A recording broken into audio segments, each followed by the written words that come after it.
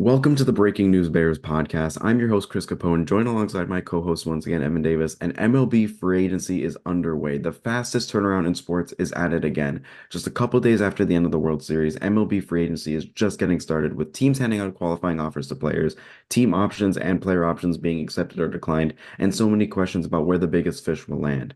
Many notable names among those in the free agent pool include those such as Juan Soto, Pete Alonso, Alex Bregman, and Corbin Burnes, just to name a few. And in this episode, we're going to discuss just where we think these players are going to end up, along with a dark horse, where we wouldn't be surprised to see if they land there. Evan, I'm going to ask you first, where do you think Juan Soto ends up? I think Juan Soto, I think he stays in New York, but I think he goes to the Mets. And my prediction for Juan Soto is a 12-year deal at $680 million.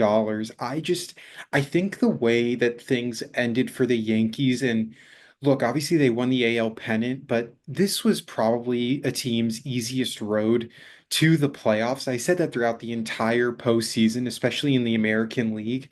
And I just think even the way that he was talking in his post-game interviews, and yes, I know a large part has to do with like, look, you just lost the World Series, and now, reporters are rightfully so asking you like, hey, what's the plan going forward here? But I think if you look at the Mets and the foundation that they've built, just across the way, it's a team that is definitely better positioned than the Yankees to succeed because you look at it like obviously Francisco Lindor is getting up there in age, but you have a young star now in Mark Vientos as well.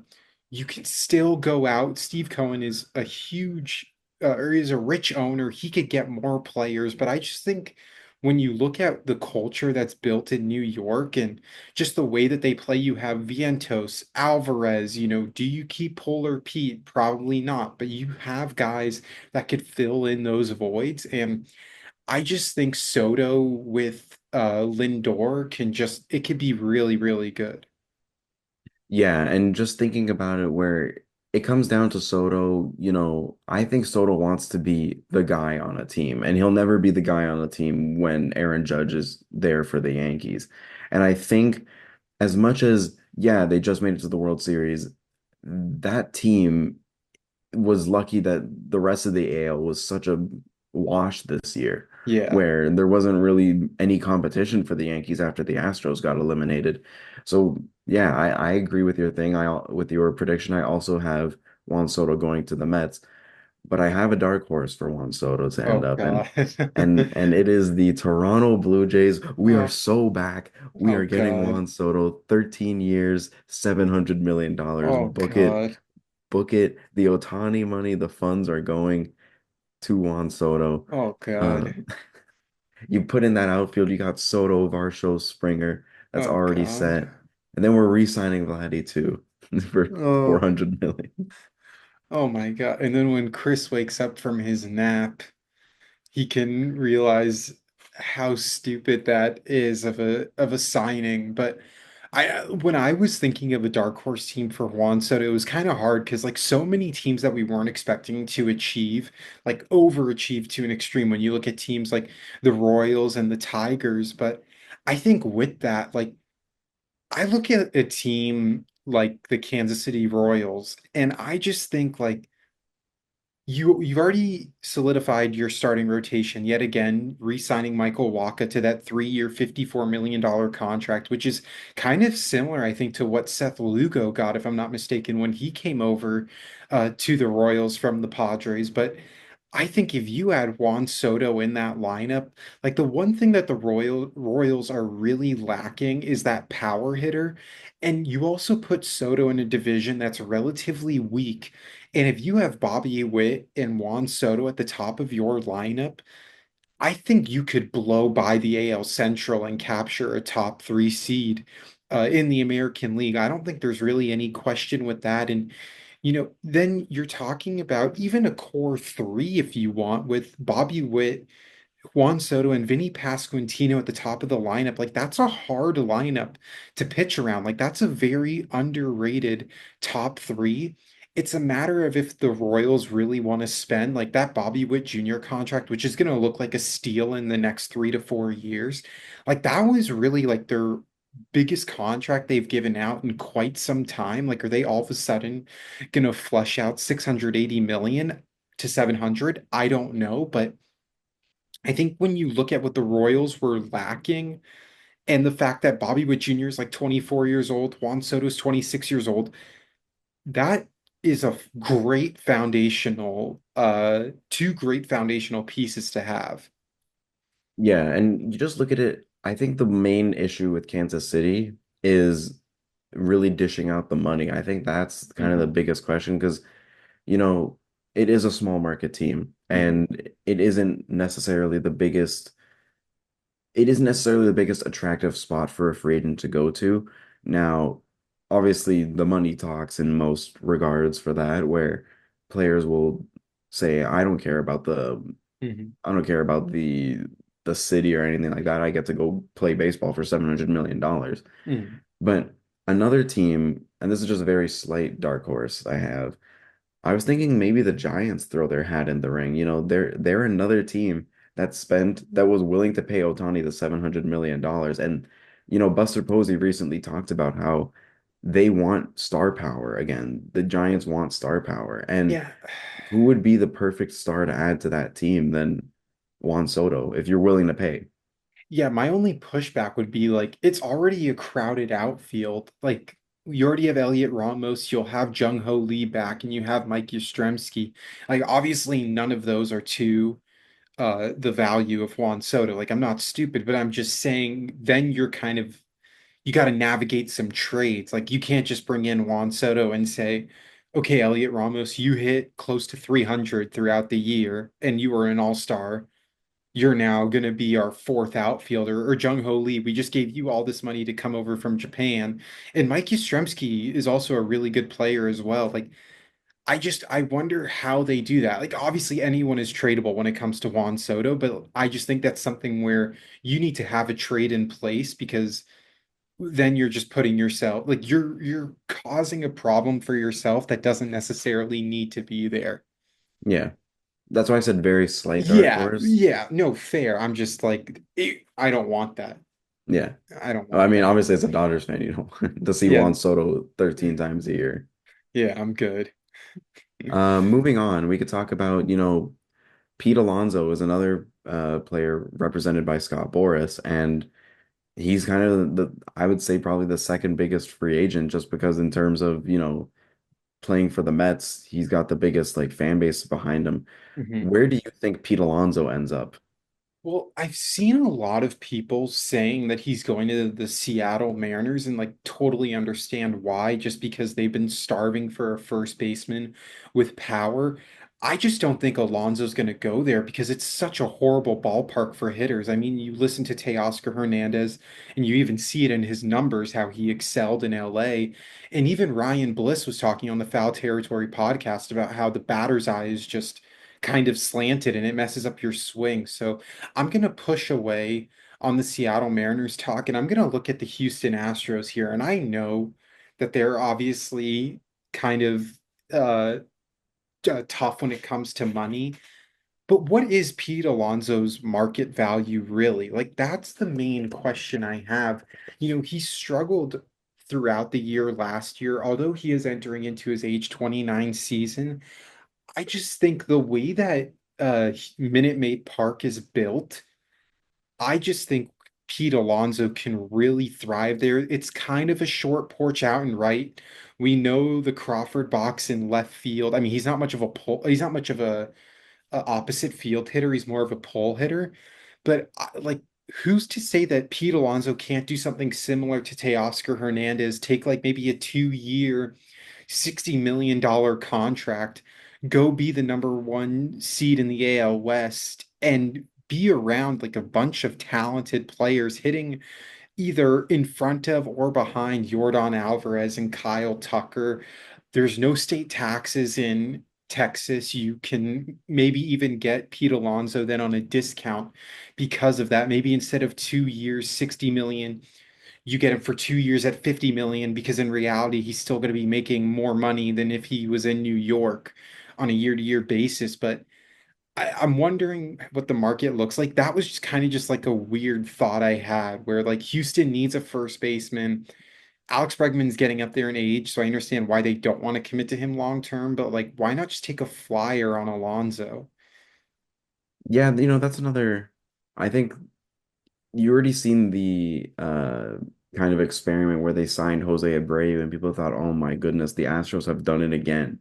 Hmm. Like they added another piece to their lineup and stacked it up even further. But Wah, wah. we just saw how that experiment went, having to DFA him, and basically he's out of the league now. Yeah. Um, but one spot I thought I still think Pete Alonso is going to re-sign with the Mets. I think Juan Soto is the biggest domino, and depending on where Juan Soto goes, I don't think Pete Alonso leaves if Juan Soto doesn't come to the Mets. I think the Mets keep Pete Alonso Hmm. if Juan Soto doesn't go there, but if he doesn't sign there, Hmm. I think the Washington Nationals have a Dude, real I was thinking about that too. I'm sorry, I but that was my thought too. I was Yeah, thinking, because you look at their rotation or their lineup right now, and you already have a solidified piece in CJ Abrams. You have uh James Wood, who looked amazing in his first like half of an pass. MLB season. Yeah. Jacob Young is another young outfielder. And the real big question mark in their lineup is first base. They had Joey Yeah. Gallo and Joey Menezes kind of split time there the whole season. Imagine having a solidified 40 home run hitter and Pete Alonso in that lineup hitting cleanup for them. It would be kind of exactly what the Nationals need. And you stay in the NL East. You have some familiar oh my goodness, Familiarity. familiarity with the seeing the team and being in the ballpark however many times a year. Yeah. I think the Washington Nationals and they had talked about earlier in the year that maybe Juan Soto wants to go back to Washington. So I think there is kind of a urgency for the Nationals to want to pay somebody to be a star player there. And I think Pete Alonso is the perfect fit for them. Yeah, and they also have like a very underrated starting rotation. Like all these guys are still relatively young, but like DJ Hers had a couple double-digit strikeout games. Mitchell Parker's pretty solid. We've seen Jake Irvin. I mean, his home and road splits are kind of laughable, but he's still like a solid pitcher. And then you have Mackenzie Gore at the top of that rotation. I think they need another starter, push McKenzie, kind of push everyone down where hers is your fifth, Parker's your fourth, Irvin's your third, Gore's your second. You got to get an ace in there somehow. But I think like, yeah, you look at this lineup and Jacob Young is a really solid defensive outfielder. We've seen the power that James Wood has. Dylan Cruz, we saw flashes of him as well. Like, bro, the Nationals in like 3 to 4 years are going to be nasty, but like if you add Pete Alonso, you could honestly like fast forward that potential progression. Yeah, and that's what I think. I think the Nationals are looking to have an identity. They want to build something, and you can only, really believe in this kind of a team uh for so long. Like Hmm. you can't just wait for these players to grow up and get into their primes because sometimes players do fall off and you never know what happens due to injury. I think the perfect thing for them would to be adding Pete Alonso. Polar Bear Uh, Pete. moving on, I guess we can talk about more of a pitcher. I was thinking Corbin Burnes. Yeah, Uh, the spot that I think is a really, is a genuine shot of getting Corbin Burnes. I think the Boston Red Sox are a team that yeah. is looking for starting pitching. They're looking for, they didn't have Lucas Giolito this whole year. Hmm. Um, and that was a really big loss for them going into the year. Basically only having four starting pitchers out there the whole year. They don't really have an ace. Tanner Houck is decent, but I don't really get like ace stuff from him. Corbin Burnes, you plug into that starting rotation. You got Giolito, Crawford, Bayo, Houck, and adding Corbin Burnes, you have a starting rotation that's really like bolstered, and having that ace just does so much for the team. Well, and they also gave the qualifying offer to Nick Pivetta, which I thought was like kind of interesting because I thought they would either let him walk or like maybe even sign like a 2-year deal for 21 million, not a 1-year deal Hmm. for 21 million. That just feels like way too much for a guy in Nick Pivetta that was okay at times, but like you look at him and it wasn't really a pitcher that you were like, dang, like he had a 4.14 ERA and a 6-12 record. He did give you very nice innings, 145 innings, and he had 172 strikeouts, but I just was kind of surprised to see him get the qualifying offer. The Red Sox are kind of an interesting team just because I like their offense, but I don't love their offense. Where I I still don't think this team is like one pitcher away from winning the AL East. Like even if the the Red Sox got Corbin Burnes, um, like I don't know if Burnes would want to go there necessarily because it's like now you're just going from an in division team to an in division team. It's like you can't really like you can't throw your stuff like Corbin Burnes was so successful because he went from the American League to the National League because he was regressing in those final years in Milwaukee. And then all of a sudden, when he goes to a new league, no one's really seen his stuff. He's elite. But you look at like the Red Sox, like I think that's a sneaky move. I just don't know if they're like a Corbin Burnes away from all of a sudden. It's like I still wouldn't even put them above the Orioles because I think the Orioles would like punch back with a move. And I still think the Yankees, if they lost Soto, like although Soto was a 3,500 RBI guy, like their problems lied way more outside of Soto that I think they'll regroup, but definitely interesting. I mean, that left field would be hell for Burnes. Yeah.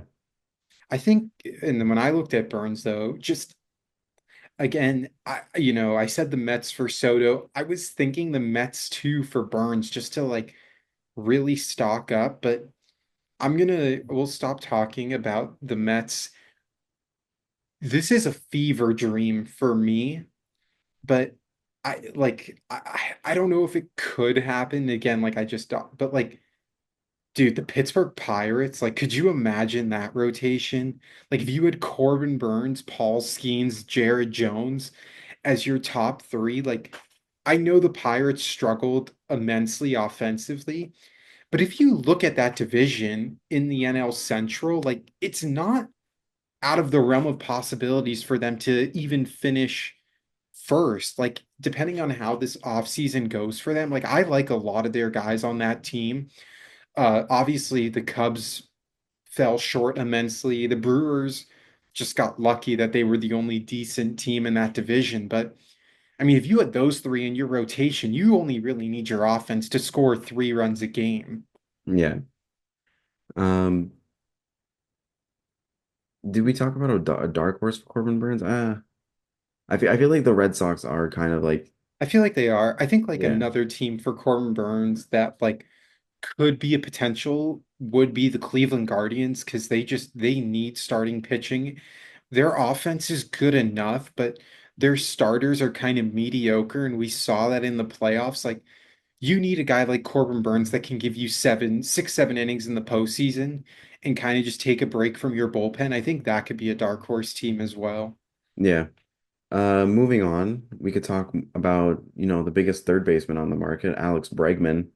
Uh, there's a bit of a different thing when it comes to Alex Bregman. It seems like he's set on leaving the Astros. The day they lost to the Tigers, he's like, "Thank you, Houston, for everything" on Yeah. X. So Yeah. I don't think he's considering going back to the Astros. Hmm. And when it comes down to contract, he's a very interesting thing where I'm not sure if some certain teams are gonna want to pay him uh a lot of money. One team that I was thinking could potentially be uh looking for a third baseman would be the Seattle Mariners. I think Hmm. he would kind of fit that team. Um, Obviously a lot of players stay within their same division after leaving. I don't know why, but it's always like that. Hmm. Um, and I think the Mariners could use anyone better than Dylan Moore at third base or whoever they decide to throw out there at third base. And I think Alex Bregman would be a perfect fit for them. And I think the Mariners are trying to, set kind of have an identity. You made the playoffs 2 years ago. You lost to Houston, and uh, the last 2 years have been disappointing Hmm. for Julio, disappointing for the team. I think that Mariners want to kind of set something new, and I think getting Alex Bregman to play third base would be a sign of, they want to move in the right direction. Yeah, that's fair. I think it's so hard to kind of like figure out because it's like a lot of teams have a third baseman. You feel like Bregman would still want to compete for a title. I I'm just gonna go with a dark horse team now, based on like what the vibes have been like. I'm gonna say Bregman goes to the Philadelphia Phillies because it just seems like they want to get rid of Alec Boehm, and I mean, rightfully so. He had a horrible postseason to the point where he got benched during that series against the Mets, and you could just tell like I mean, he batted 077 in 13 at-bats, 1 for 13. I mean, he didn't strike out, which is actually pretty impressive. But I just think you even look at the way that he was kind of, ending the season going into the postseason. Like he batted 170 in September. Uh, and it kind of just trickled over into the playoffs where he just became unplayable. And he's 28 years old. Bregman's not that much older. He's 30. He's going to be 31 when the season starts. Like, I don't know. Something tells me that like these Phillies are not going to mess around. And I think if even if they still had Alec Boehm on the team, like you just figure out something to do with him or you trade him to the Nationals or something, like a team that could use another third baseman. Like I just think the Phillies are playing no games here, and they've said that they're willing to go into the third luxury tax. Yeah, and the Phillies would be an insane fit for them. You talk about Alec Boehm's struggles, and then you have already that infield of, or you just have that top four in the lineup would go absolutely insane. It already Yeah. is the top three of the lineup is already insane, and now your cleanup hitter is going to be Alex Bregman. Like that would be an insane fit for them. Uh, Moving on, I guess Christian Walker is another kind of a big name. Um, I see him staying with Arizona, but I wouldn't be surprised if he wants to, or if the Yankees offer him a contract, just Hmm. because Anthony Rizzo is pretty much his time is done in New York. He's not getting the 17 million. Um, but yeah, that's like one slight spot. I think Christian Walker is an interesting one just because I don't think he's gonna get as much as Pete Alonso will. Like Christian Walker is one of the best defensive third basemen in the game, but he's 33 years old. Like, what does he get? A 2-year, $50 million deal in the market? Yeah. I could totally see him going to the Yankees. Um, just because they need like John Birdie, Rizzo's obviously gone. Like they're gonna need a first baseman there in New York. I would be shocked if Christian Walker, like honestly, I'd be shocked if Christian Walker doesn't end up as a Yankee. Um, another spot that could, maybe like I don't know. It's just it's hard with Walker because he's 33, so it's like he doesn't really fit into anyone's timeline. But maybe does he go to the Tigers like just to be their DH even? And also like Spencer Torkelson, we saw him get sent up and down between AAA and the majors. Like I don't if I think if the Tigers like want to add another firepower bat, that could be a potential as well where you like Torkelson can still ease his way into the MLB, and then you also have a seasoned vet in Walker who's a great defender that can also hit 30 home runs. Probably wouldn't hit 30 home runs in Detroit just given the dimensions of the ballpark, but I think that could be a potential move. If it's not the Yankees, I'm so set on him going to the Yankees. Yeah. Max Fried is another interesting free agent where, you know, we've talked about it before, and I think you've said a lot of Braves fans thinks he's guaranteed to be a Dodger. And I think, yeah, that's kind of my prediction too. I think he ends up in LA just because like it's the perfect fit. It's the perfect fit for them. They need a fortified piece in that rotation, and everything that's been with Max Fried being from LA, being from California, I think it all works out for them just for him to go to LA. Yeah, I know, like everyone, all of my buddies who are Braves fans are like kind of waiting for the Jeff Passan bomb. I think it makes the most sense just because of like the fact that they they threw four bullpen games in the postseason. I'm sure the Dodgers want to get a top starting pitcher, and Max Fried, we know what he's like in the postseason. Um, just in terms of being that big game pitcher. Max Fried is a situation where I don't think he stays in division if he doesn't stay with the Braves, just because I something tells me, even just out of respect for the Braves, that like why would he want to go to like the Mets or Phillies where it's then now you're competing literally every day against each other because it's like you're hoping one team loses. And maybe also the fact that Freddie Freeman is in LA as well has something to maybe influence his decision. But if he doesn't go to the Dodgers, hear me out here. Does he go to the Texas Rangers? A Mm. team that struggled immensely, but a lot of that had to do with their starting pitching. You can't rely on Jacob deGrom, but Kumar Rocker looked really good to begin his MLB career. Even if Jacob deGrom is healthy, Max Fried's your two, Kumar Rocker's your three. Maybe John Gray was pretty solid for them last year. I also just think, the AL West isn't overly competitive as well. The Rangers just got decimated by injuries. When you look at it, like I thought Evan Carter was going to win Rookie of the Year. We saw Seager continue to struggle with injuries. Marcus Simeon was out with an injury at one point. Like the team in the offense is still very, very good. And if it's not LA and if it's not Atlanta, like Texas could be an interesting spot. Yeah, that's a really good uh place to think of too, because Max Scherzer is also going to be uh a free agent at the end of the or now he is. And you just think about it, like their rotation was like awful this year. Dane Dunning was starting some games, and he started some last year, but like he lost a lot of his stuff. They had Michael Lorenzen starting, and then they traded him. John Gray didn't look that good this year, and also dealt with injuries. Their really most consistent pitcher this whole year was Nathan Eovaldi, Yeah. and that was about it. Like your number two in the rotation was Andrew Heaney. Like Heen Dog is great, I guess, Heen but dog. I don't really trust him, man.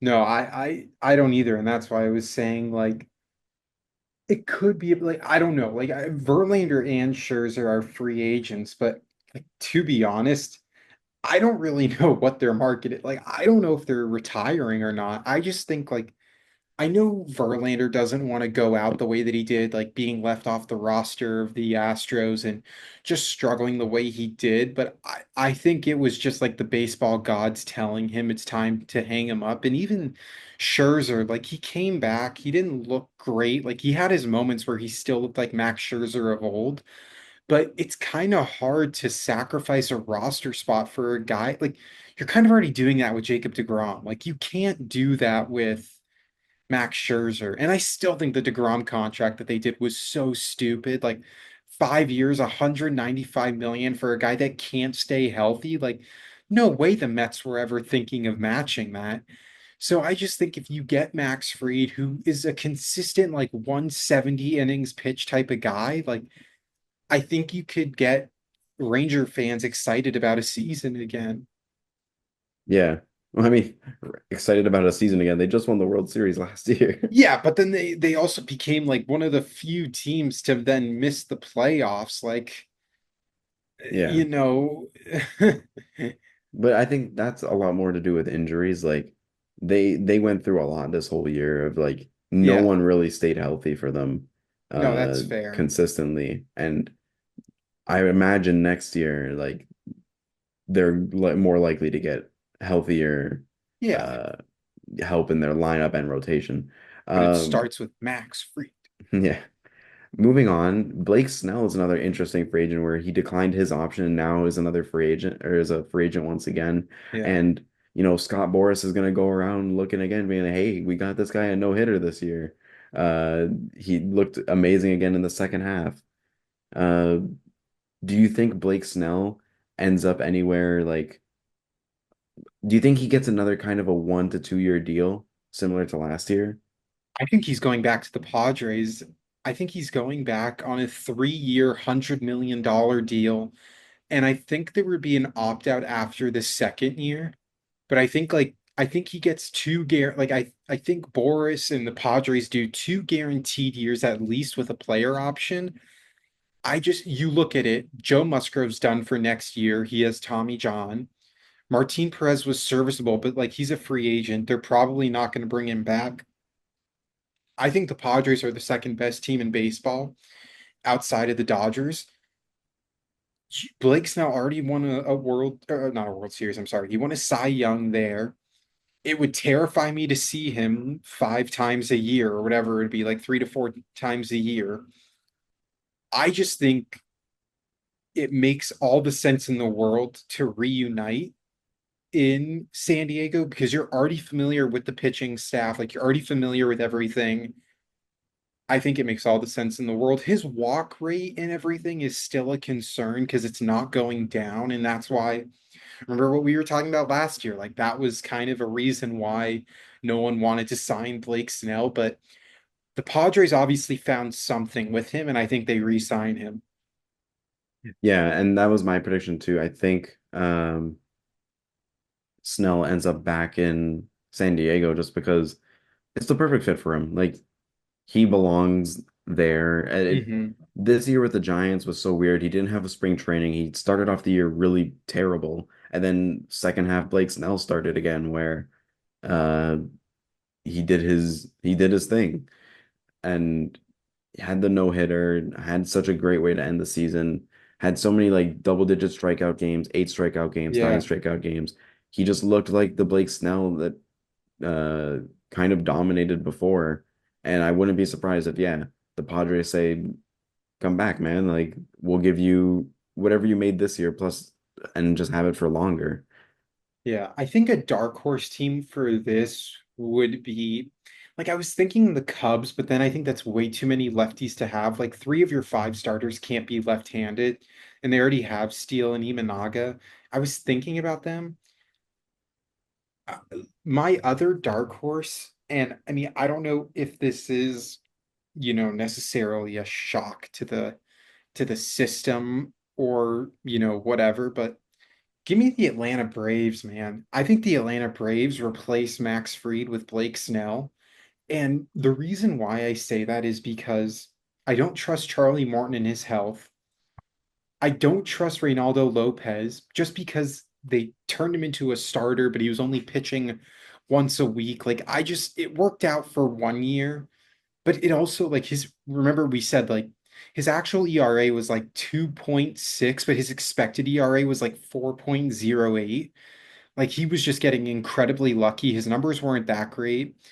And I think the Braves are pissed off about last year, and I think they're going to bring in Blake Snell. And can you just imagine a rotation? Like, obviously, Max Fried is great, but then just to replace him with Blake Snell, it's kind of like you're just trading in your like 2023 Tesla for a 2024 Tesla. Like, it's the same type of car, just like a little bit of an upgrade. Yeah. Um, okay, I guess now we can kind of do like a rapid fire, just asking, where we think some of these players will go. Just with kind of the end of the free agent bunch, where do you think Jack Flaherty ends up? Do you think he stays in LA? I think he goes back to the Tigers. Yeah, 3 years, 75 million back to the Tigers. I have him ending up there too. Where do you have Tanner Scott ending up? This one I was actually really like, I don't know where he's going. Um, I'm gonna say Tanner Scott goes. Jesus, I've been going back and forth between, honestly, for me it was between the Yankees and the Yankees and the oh my God, wake up, Evan. The Yankees and the Mariners. I think like just to have another lockdown closer for the Mariners. Yeah, I have him going to the Blue Jays just Of because, course you. well, the Jays just relinquished the rights to Genesis Cabrera, so they just lost basically their main lefty in the pen, and I think the Jays need bullpen help immensely, and I So think did the that's kind of Dodgers. Maybe he yeah, goes to the Dodgers instead. and I think that's like the best fit for him. Where do you have Willie Adames ending up? Dodgers. I have him, I have him going back to Tampa. Oh God. I That would I be awful. They don't I pay anyone. I know, but I have him going back there. I think Tampa would say we made a mistake trading you to have Wander Franco be our next shortstop. So yeah. Um Oh my God. That'd be last free hysterical. last free agent, Teoscar Hernandez, where do you think he ends up? Oh, I I think he ends up with the Dodgers on like a 4 year deal, like no, like a 4 year deal of like 100 million. If he doesn't, I that's where I think just because of his love, how much he loved LA, and I think he's just a great like I don't think that's someone Andrew Freeman wants to lose. If he doesn't go to the Dodgers, I think I have one of I have two teams that I think he might go to. They're one I think he goes one team I think he might go to is the Philadelphia Phillies just because of how aggressive the Phillies are going to be in the offseason and they just need like another power bat. Uh Another team would be the Baltimore Orioles if they lose Santander. Yeah, and I think Teoscar is like a really interesting piece because I think there's a lot of teams that would look to add him just because, you know, the power is there. He can play in the outfield, and if you need him to DH some days, I think there's teams that would be willing to put him in that slot. But I want him Um, in LA. Come I have save him. I have him going to the Red Sox, and if he and my dark horse team is the Cincinnati Reds for him to end up. So Yeah. both red teams, I think Teoscar Yeah. has a genuine shot to go to. I was always thinking the Red Sox, but then it's like now you got him a year later and you have to give up a draft pick for him. So I didn't know Yeah, if they were really like, great, now we got to do this. Like that's why I thought about them, but I didn't want to say it. yeah. And I guess to wrap up this episode, we can kind of talk about the qualifying offers, and just some other questions. Were you surprised the Brewers haven't given Devin Williams, like, at least offering him the qualifying offer? Because I know there are obviously he wasn't going to take it because what was it, 10.5 million for No, him? so well, like his contract's different because he had a club option. They declined his $8 million club option. Mm. So I don't know what's going on with Devin Williams. People are saying that the Brewers are going to trade him and like Dodgers, please. Mm. Like all of our bullpen arms are old. Like I love Blake Trinan, but he's getting up there in age. Daniel Hudson obviously retired. We have James Outman. I'll see you in Milwaukee. Yeah. I think I don't know what's going on because Devin Williams obviously was hurt, and like the Brewers weren't going to pay him $8 million after he only threw 26 innings. Like that just does not add up. He's still a phenomenal closer, but I'm interested to see because there were already talks about trading him. Like they already have McGill. Like they have a solid bullpen without Devin Williams. So I think if they can acquire assets for him, I think that's what they're going to do. Yeah. Another interesting piece was Gleyber Torres wasn't offered the qualifying offer, and Yeah. I think his time in New York's done because Yeah, I feel I he there was this whole thing the whole year where it just seemed like he didn't want to be there. The Yankees fans didn't want him there. It seems like even the Yankees brass didn't want him there. He talked about not wanting to move his position. He says, "I play second base." Uh, I think Gleyber Torres ends up gone. yeah, I mean, I just the Yankees. I don't know what they do, but yeah, I don't think it involves Gleyber Torres. I wasn't surprised that they didn't give him the qualifying offer because it's like, dude, $21 million to a second baseman. Like, you better be like an elite second baseman the way that market is. Like, you got to be in the second tier, I would think. And I just Torres had a phenomenal postseason, but. you got to be available. Like you can't just like die down and then turn it on in October. Like that doesn't warrant that type of money. Yeah. Um, I guess I'll just ask you these kind of questions.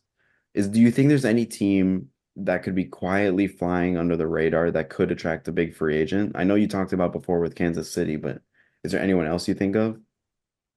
I think I think another team maybe would be the Tigers as well, just because I think they're going to get back Flaherty. I think they're going to get. I know it's a quote unquote small market. Um, I don't know if this is. Call me crazy. Call me crazy.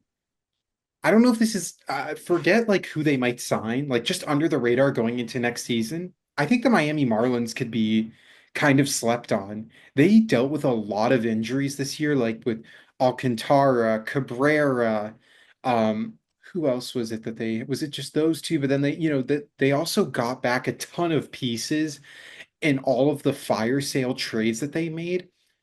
It's a very, very small market team, but I think what they have internally, uh, I think they could be interesting. Like I think they could get slept on. Yeah, and one other team that I think could be, kind of a sleeper in terms of attracting free agent talent is I think the Cincinnati Reds have a shot. And but more so, I think the Washington Nationals are Oh, kind of that team that, I talked about earlier about Pete Alonso, where uh, they have spots in their lineup where they need help. yeah. First base was obviously one, and that's where I thought of Alonso. But like catcher is kind of a Keibert Ruiz is cool.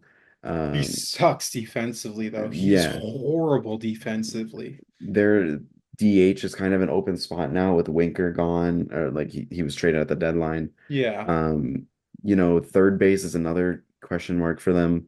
There are some genuine spots out in Washington that could be plugged up by, a lot of free agents. Uh, I will Teoscar couldn't fit like a right field for them. There's a lot of spots that I think Washington might be sneaky in terms of going after a big free agent. I also think Arizona as well, because they didn't end the year great, but they still finished 16 games above 500. Like they have a solid team, but they're obviously going to need a first baseman. Low key, they need a shortstop. I can't remember who they drafted a couple years ago off the top of my head, but he's like one of their, give me a second here while I stall to figure out, because I know like their top prospect is a shortstop, but I like based on like the projections, he's a Jordan Lawler. Jordan Lawler, that's who it is. Like his ETA is heading into this season. He's 22 years old, and he did play a little bit in the majors, just didn't really do much. I think like they need to attack a shortstop and a first baseman. I wouldn't be surprised if they went after Adames. I don't think it would make sense when you have Lawler, but I think they need another serviceable shortstop because Geraldo Perdomo and Pavin Smith cannot be your everyday shortstop and first baseman. That's just a huge downgrade offensively. Mhm. Um, Last question before we wrap things up. Which team do you think takes a step back heading into the next year? I think a team that could take like even a massive step back would be depending on what they do in free agency, I think it would be the Cleveland Guardians. I, I know they have a full off season, but their bullpen, their arms are just probably so dead. They just lost David Fry for 6 to 8 months because of an injury.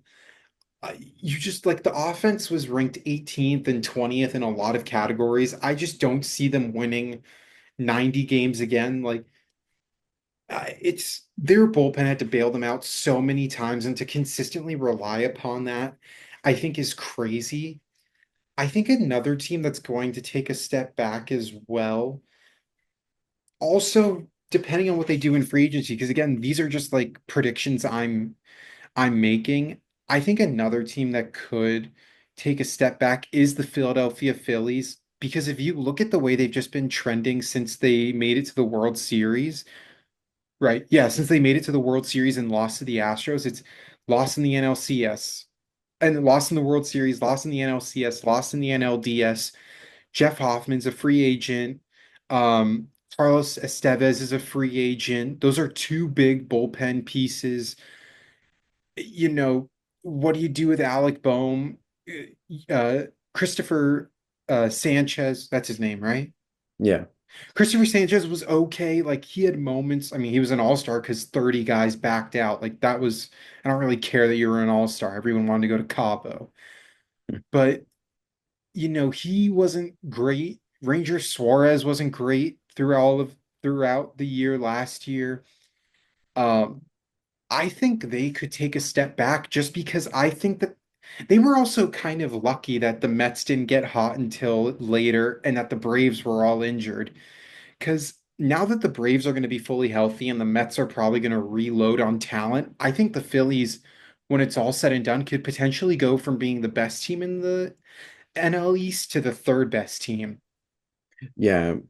Quickly, I think my team that's going to take a step back, I think the Brewers are going to end up taking a step back next year. Hmm. I think, uh, potentially losing Devin Williams, and I just think their lineup might regress next year. I think, you have a lot of young players in that lineup, and you can't really bank on them being consistent to start their careers. I think, a team like the Cubs might end up playing better baseball to end the year next year and or throughout the year next year and might end up taking that NL Central spot, top spot. Um, that's like my prediction for thing. But yeah, that'll just about do it for this episode of Breaking News Bears. I once again want to thank my co-host Evan Davis, and I once again want to thank you guys, the listeners, for listening to another episode of Breaking News Bears.